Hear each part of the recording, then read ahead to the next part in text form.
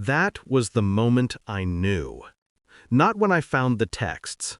Not when I saw the late-night calls logged under a name he thought I'd never question. No, it was that one sentence, his voice dripping with superiority, as if my hands weren't the ones feeding his appetite every week, as if I hadn't built an empire from the ground up. I let him believe I was small. That was my first move. We met 3 years ago at a networking event he almost didn't attend.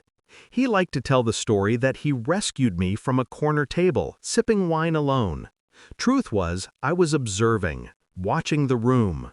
We spoke for hours. He admired my drive. At least, that's what he claimed. Back then, I wanted to believe in him.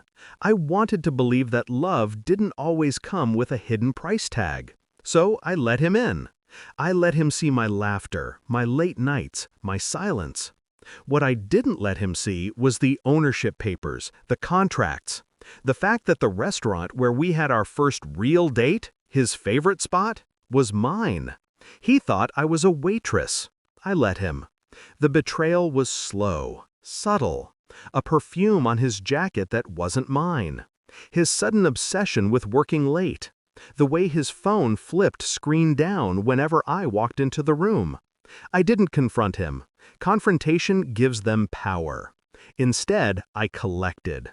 Receipts, screenshots, the kind of evidence that doesn't scream, it whispers. Quietly, patiently, until it becomes undeniable. When I saw her name in his phone, her messages calling him baby, mocking me for slaving away in that dead-end job, I didn't break, I burned. Not on the outside, inside. Controlled, focused. That's when I started planning. Revenge is best built like a menu, course by course. First course, silence. I acted unchanged. I laughed at his jokes. I nodded when he bragged about how someday we'd eat at places that matter.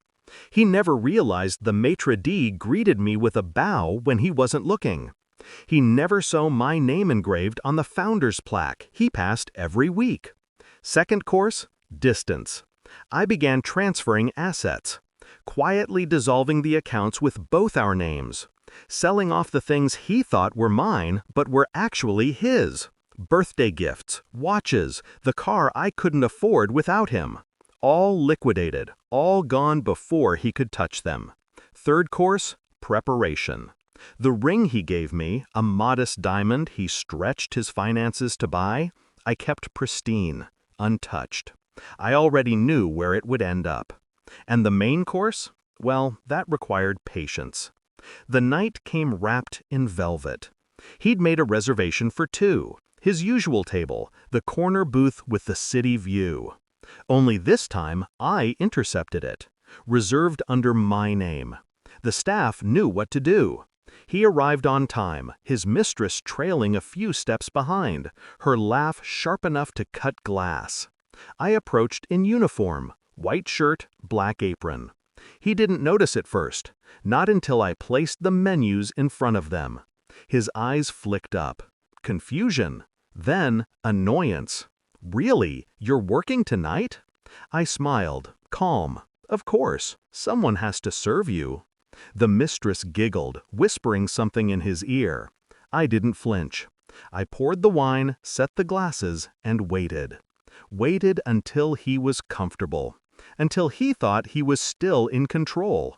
Then I leaned in. Low voice, even tone. Enjoy this meal. It'll be your last here. He laughed, assuming it was a joke. That laugh died when I slid the envelope across the table. Inside, the lifetime ban notice, signed by me, the owner.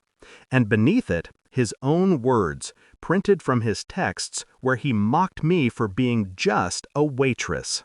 I watched his face drain. The mistress's eyes widened as she realized. He stammered, You own this place?" "Not just this place," I said. "This chain. Every restaurant you brag about bringing clients to, every table you've reserved under your name was actually under mine. You've been dining in my house." Silence fell heavy. The maitre d' approached, waiting for my signal. I gave it with a nod.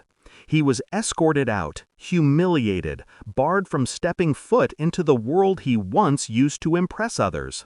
Afterward, I slipped the ring from my finger, the diamond he was so proud of.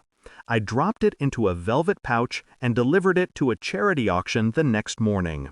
A symbol of ego turned into something that might actually matter. Do I regret it? No. Regret is for the ones who wait for justice to arrive. I built mine with steady hands.